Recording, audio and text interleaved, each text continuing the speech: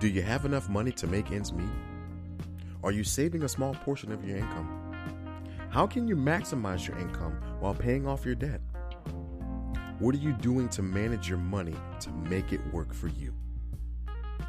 We as Christians are taught to be frugal with our resources and to live within our means. Sometimes life gets in the way and we don't have the appropriate amount of income coming in to help us maintain a stable budget, yet alone save for emergencies. We hope we can give you biblical knowledge and financial tips to assist you in maintaining a frugal budget for you and your family.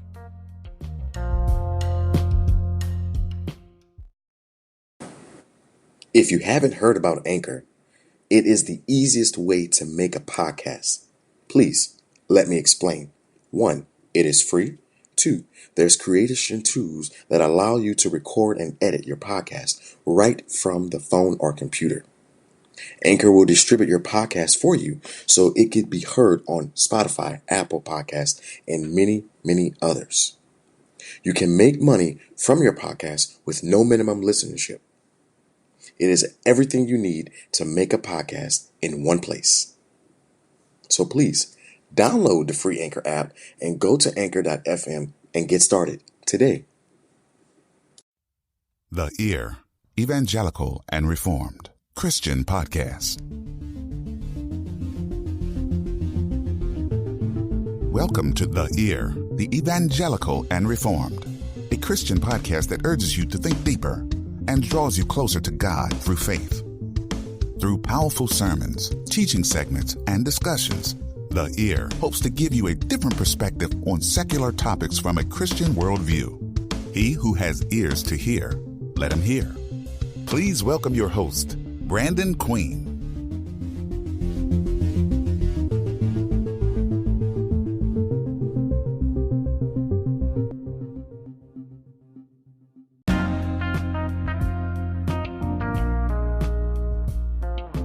My name is Brandon Queen, and it is a joy and a privilege to be the host of The Ear and bring you Christian and biblical commentary on topics the secular realm often get wrong.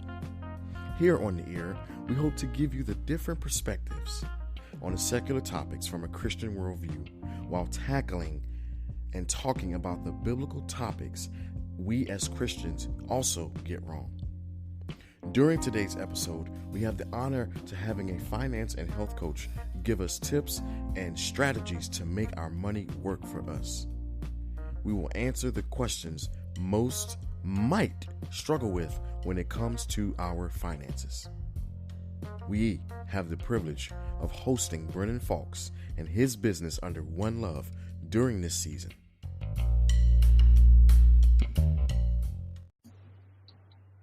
Hey, Brennan, welcome back, and thanks for joining us again for another episode of Living Financially Balanced. All right, man. Thanks for having me. Excited to be here again. Awesome. So last week, we just talked about the basics of finances and what are finances. Today, we're going to take a look at how to make our money work for us and what are some things we can do to, I guess, maximize our income or extra cash flow or whatever we have to make it work for the best of our ability. So with that being said, what are some tips that you have in mind before we get into the question and answer? Well, first things first, right? Back to kind of what we talked about last week. You got to have a budget. You've got to set up all of your finances so that you know exactly how much is coming in, exactly how much is going out, so that that extra amount that's left over after all of your expenses are covered, you can be really diligent with. The second biggest thing is our biggest wealth building tool. The best way that we can make our money work for us and we can make our money grow is by raising our income. Your biggest wealth building tool is your income. So the bigger you get your income and the less your expenses are, if you can keep your expenses the same, not increase your lifestyle, but raise your income, then now you can really start to have some big deficits that are going to work in your favor. Okay, awesome.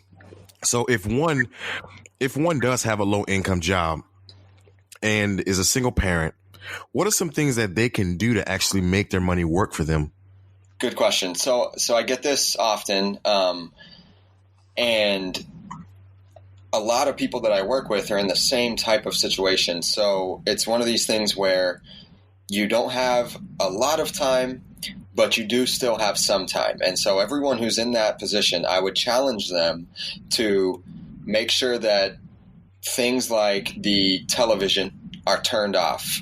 You're not spending a lot of time on your phone. You're not doing a lot of extracurricular type activities. You want to make sure that you're being extremely focused on work, parenting your children, and then doing anything and everything you can within that time that you would normally be watching TV or something like that. Be doing things in those time that are going to create income. I always tell people, you can make money doing almost anything in this country. So there's really no excuse not to make extra money. And I've recorded a few videos and made some posts and things about this topic, but we are created in the image of our Creator, and He is a hard worker. God is a hard worker. He has designed us to be like Him, and even before the fall of man, He has designed us to work.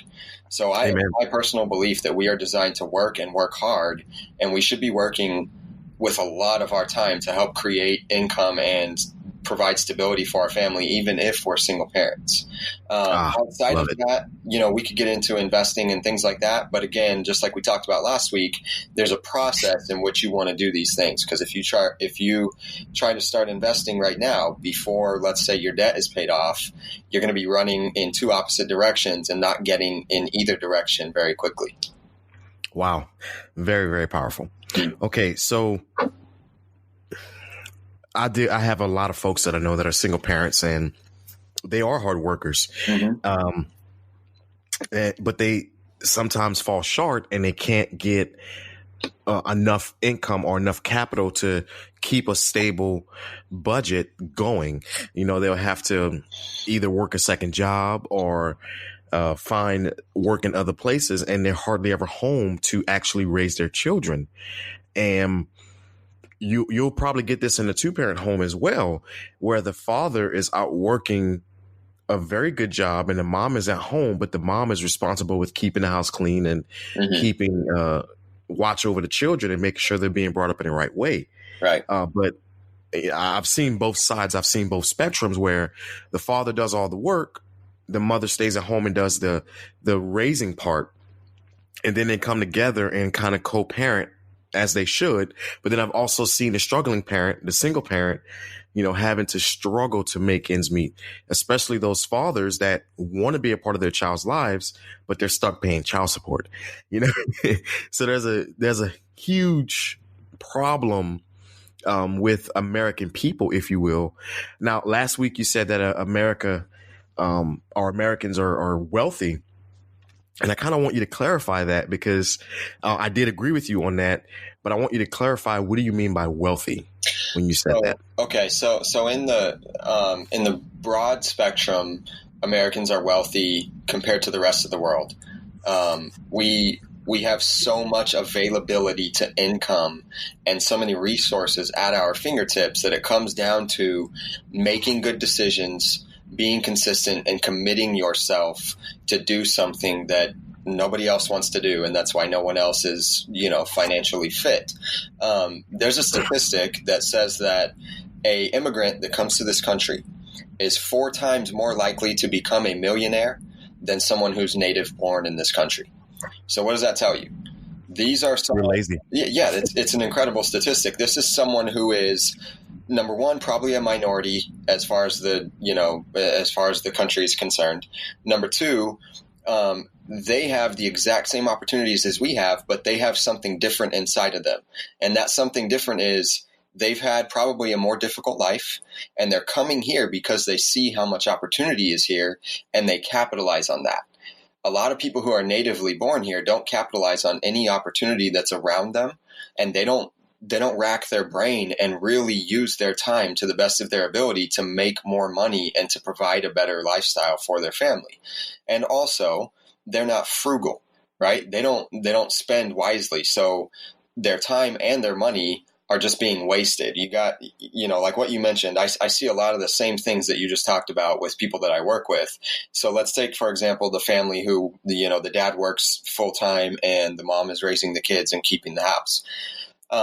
In that circumstance, if we really do the math and look at this, the dad is probably working, let's just, for the sake of this conversation, say 40 hours a week.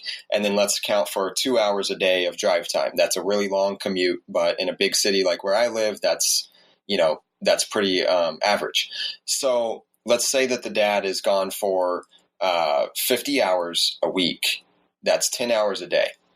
There's still, 14 hours left in that day, and only 8 to 6 of those are sleep. So realistically, you should be really proactive in those other 6 to 8 hours that you're awake and not at work.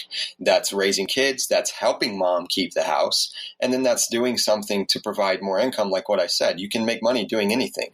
So find something you're passionate about and figure out a way to make some extra money. Start some kind of business, or go deliver someone's groceries, or like Dave Ramsey says, buy a leaf blower and start blowing leaves, because rich people are afraid of leaves. There's a number of ways that we can make this stuff work. So, and then, with the single parent, yes, it's harder. But my mom raised me and my brother almost completely by herself. And a lot of times she worked 3 jobs at a time to provide for us. And I think I mentioned that before. Yeah. Now, that's not what every single parent has to do to make it work.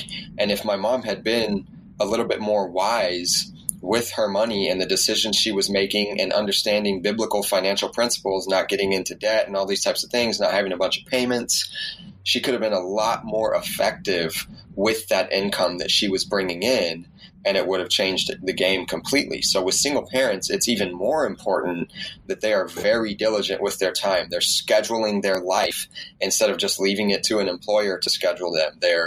They're finding other ways that they can create more income, as opposed to just going to a full-time job that's not paying them what their value is. Understanding your value and what you can provide to the marketplace is essential, because then you can figure out how much to charge for a specific thing that you are passionate about. Perfect. All right. So I want to shift gears with the next question and ask this, and let's see. So I used to get grief from my sisters and my brothers for saving coins, from cash purchases. Like, for example, if I would have cash on me, I would save the coins, and they wouldn't give me like harsh grief. They would just make fun of me and call me an old man. Mm-hmm. Do you think it's worth saving coins, and can that system or process benefit you in the future? Yes. It's not going to be huge, but we have to remember, in this entire financial picture, it's so much more about the behavior than it is about the numbers. So when I'm coaching people, when I'm working with people, every little step that you make forward in the forward direction is beneficial to your overall picture. So something like saving coins, it's not just about, I saved 10 cents here, a quarter there, whatever. It's about, I'm creating the behavior to understand that I am a manager of the money that God has blessed me with. And now it's up to me to do what's right with that money according to his instruction.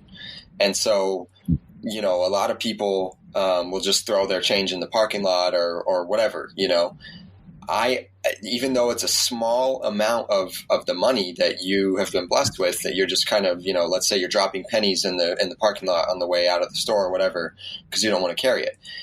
That's not just about the penny. It's about the behavior that's behind you dropping the penny, which is a sense of, not showing as much care as you should toward this whole thing.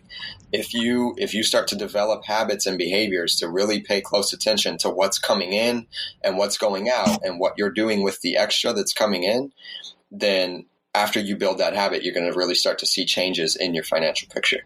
Yeah, perfect. I remember, I think I was like 22, 23. I had a job interview with Boy Scouts. I was going to go work in Mississippi in Gulfport. And I had the cash to get to and from Mississippi, like the gas and everything. Mm-hmm. But I purposely, and I only showed my sister this because I wanted her to see why I did what I did. So I took my coins and I